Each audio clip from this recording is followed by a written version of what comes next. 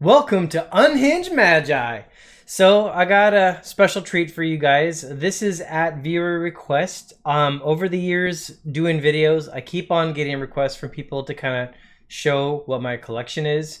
And I assume they don't want me to like go through like every card in the collection. That would just take a while. But I think they kind of want to like just kind of see what the layout is and like hear a little bit about it.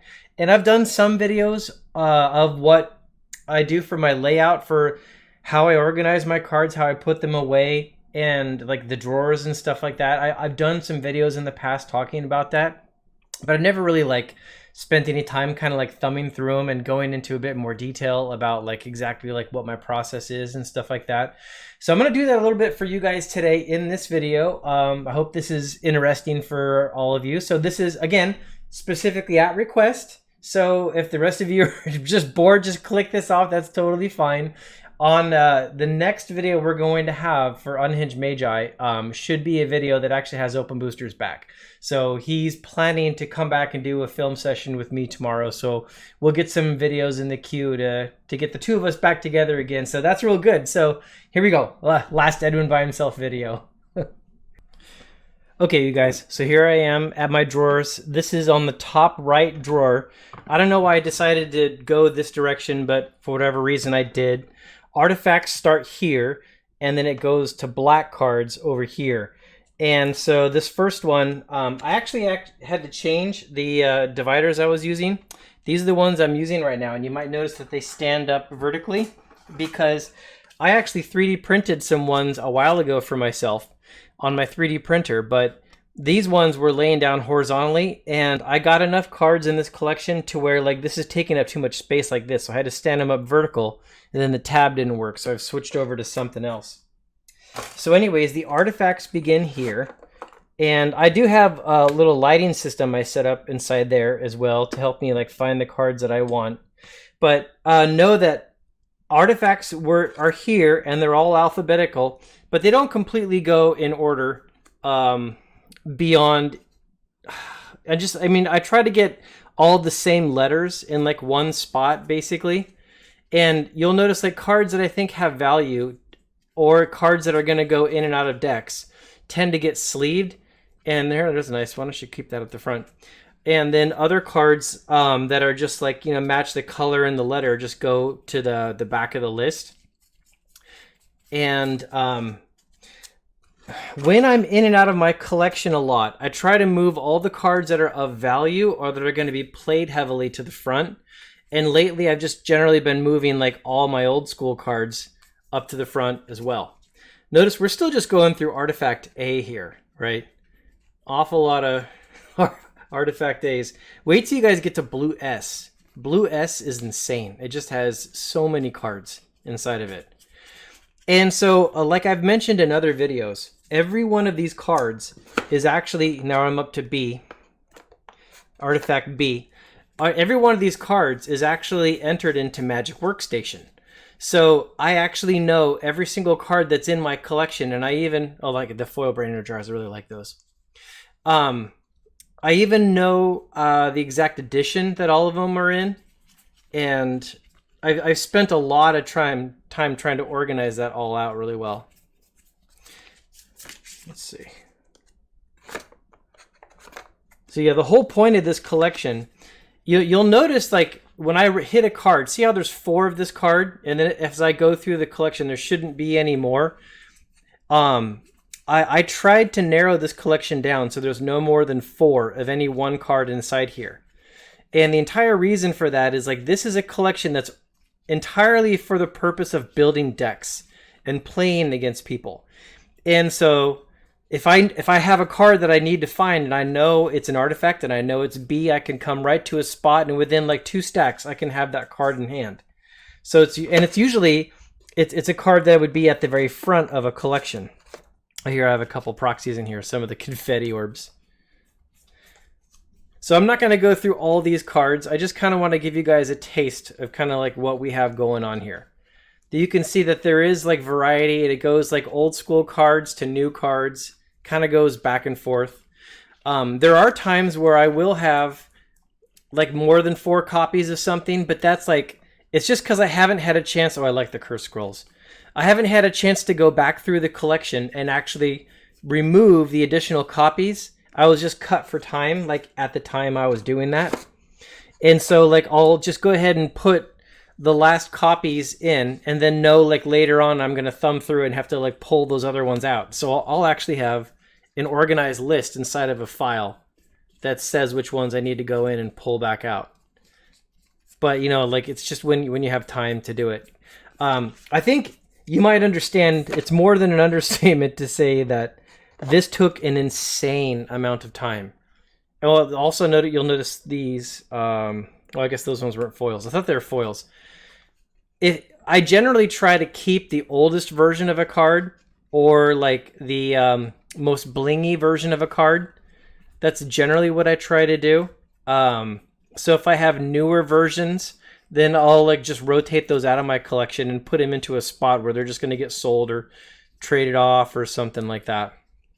I should make a deck out of cursed racks for old school. I haven't done that in like a long time. Okay, so there we go. We've gone through artifact A, B, and C, and that's like all we've done. If I was going to come over to black, you see like when the black begins, I go to a different color. And actually black begins over here. Zerun orbs. Oh yeah, these are fun. I love the Zerun orbs. There's a Beat Ice Age one. There's a nice foily one. And then here's the beginning of black right there. To get that back in.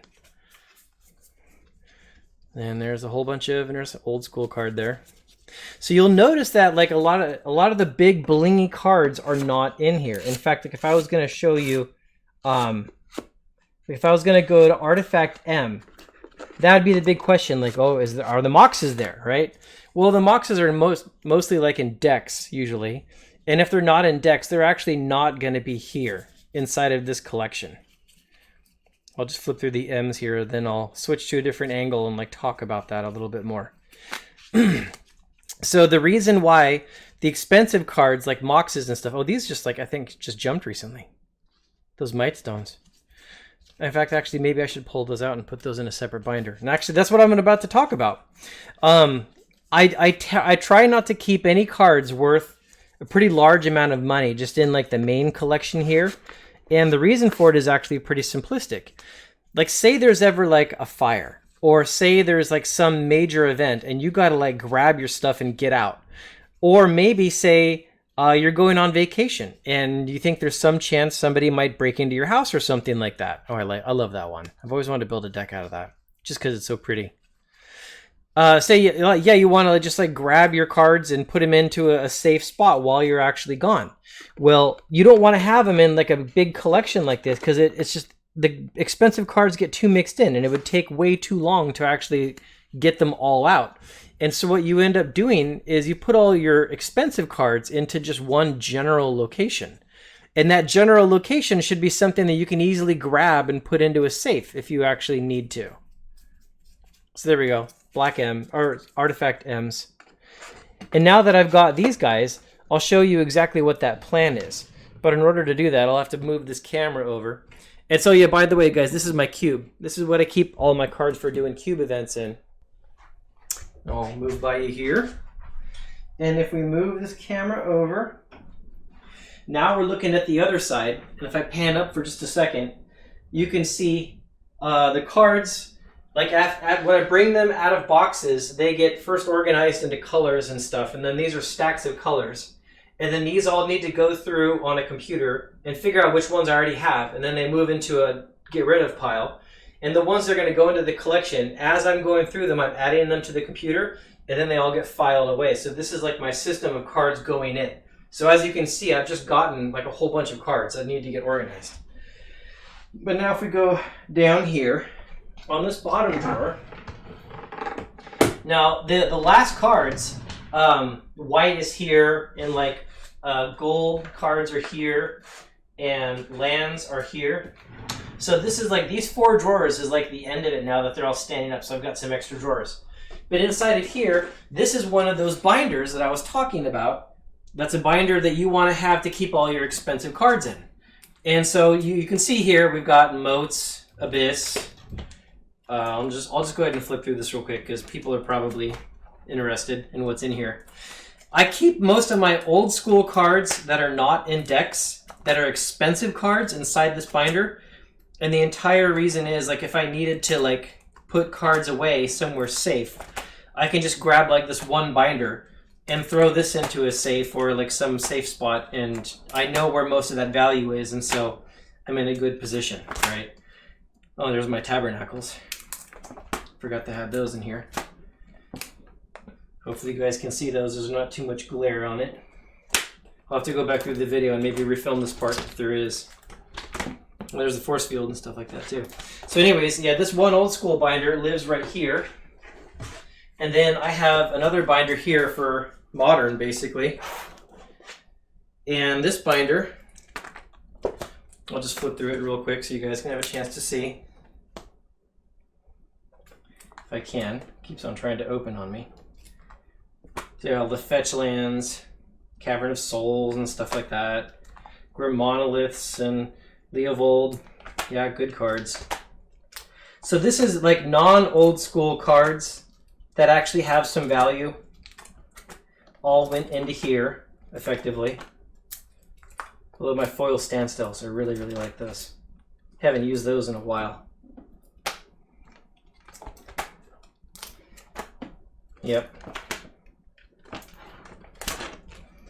Yeah, Worldly Tutors. Yeah, those guys just went up fairly recently.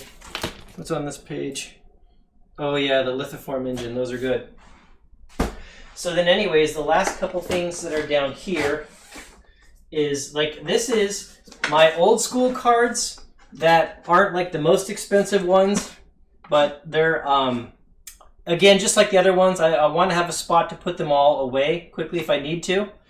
So this goes through the same kind of organization where it's artifacts first here, then it goes to black, and then it goes to blue, then it goes to green, and then to red, and then, so I mean, there's betas and all kinds of stuff inside here, but these aren't the most expensive ones, but this is like cards for building decks out of.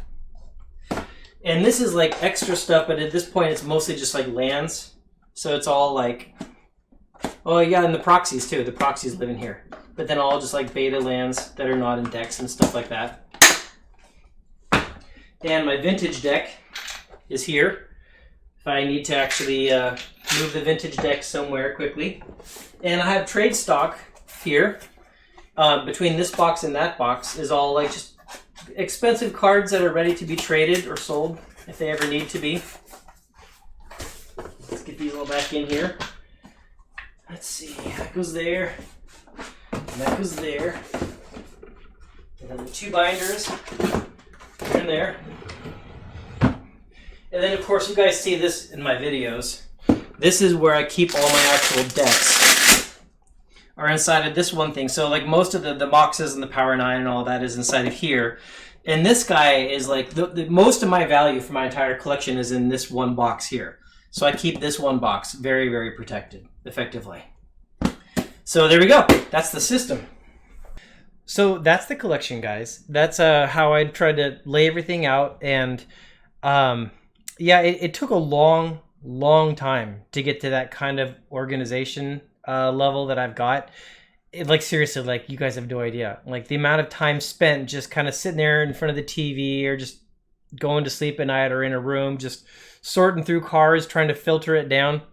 When you look at that collection, like those, just like those 4 drawers like that, it looks like there's not that much there. Look, you guys, I'm telling you, this is like those big boxes that are like the 5,000 to 6,000 count boxes that have like 5 or 6 rows, like really far deep.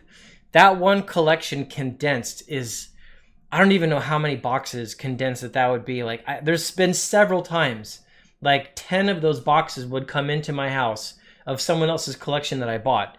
And I would go through like the entire collection. And the only cards I was missing is like a stack of cards about like this. And then the rest of the boxes go out the door. Like when you condense everything down to just like 4 of any certain card, it's incredible how much the collection actually shrinks. So that collection there in those drawers is basically like alpha, like all the way up to some of the latest sets. And there's an awful lot of them in there that are complete sets. But, well sorry, with a restriction. What I don't do is like, I don't have like 40 dark rituals, right? I have like a set of beta dark rituals. So all the ones after that, like I just don't keep them. I just kind of move them out. Although I do have like one set of collector's editions since I build all these old school decks. But the point is, if there's a card has been reprinted a whole bunch of times, there's generally only 4 of them in my collection. So I don't keep like play sets of like certain sets. I target specific cards to make sure I have them. Because again, the entire point of that collection is for building decks. The entire design and the goal from the beginning was that if I wanted to play a deck in a format, I could like punch up the deck electronically because I know what my collection is. It's all electronic. And I could be like, okay, I'm going to pull the cards in. Here's the deck. And then I go to the collection and I know right where the cards are. And within like 3 to 5 minutes, like I've got all the cards in that deck, sleeve them up, go play. And like, that's the idea. Then like when you're done with them and you know you're not going to play the deck anymore, you break it down and file it back away again. So it's never a thing of like, it's a bunch of work on the front end, like doing all this organization and stuff. So you don't have to do a bunch of work on the back end. And you don't have to like constantly look through piles and piles of cards trying to find the stuff that you think you might actually have. And it also allows you to be really efficient.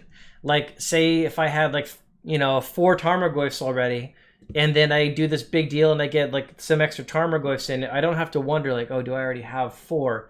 I can look it up and be like, oh, okay, I have 4 already. And so all of these can go straight to a trade binder or to sell. And so all that value that instead of being wasted sitting in piles in certain places, it all just gets moved out to acquiring other cards you don't actually have for your collection. So that was the whole goal. That's what the whole thing was designed for, all around playing. So I don't know if this was fun for any of you guys. I don't know if this was enjoyable. There's a lot of reasoning behind everything, the way that it's done, the way that it's actually done.